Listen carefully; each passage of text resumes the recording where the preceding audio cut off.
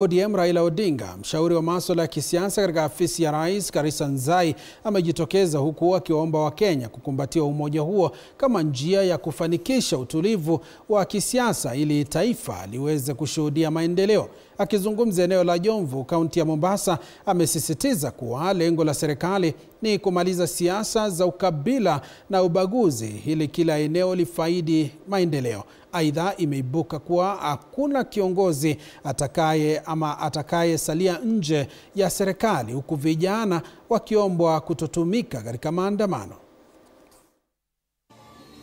Rais kumleta Raila Amolo Odinga katika kufanya kazi pamoja, sioni kama kuna shida ambayo watu wanataka kuitengeneza iwepo. Sababu hata Mudavadi si alikuwa na chama ingine, rais akamfikia akamleta, akamchukua Wetangula, hakuwa katika chama cha UDA. Haikuwa makelele siku hiyo. Makelele ni kwamba Raila sasa amekuja.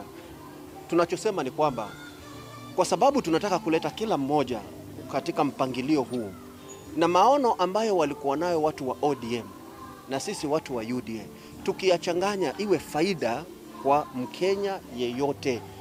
Hivyo basi hatuna sababu, sisi ni kama Wakenya ni tushirikane na wananchi. Mimi nataka kuwauliza, kama kuna mambo ambayo tunayaona hayako sawa, kuna njia ya kuwasilisha.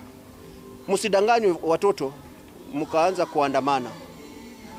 Kuandamana ni njia moja ya kuleta matakwa yenu, lakini kuna kuandamana kwa njia ya heshima.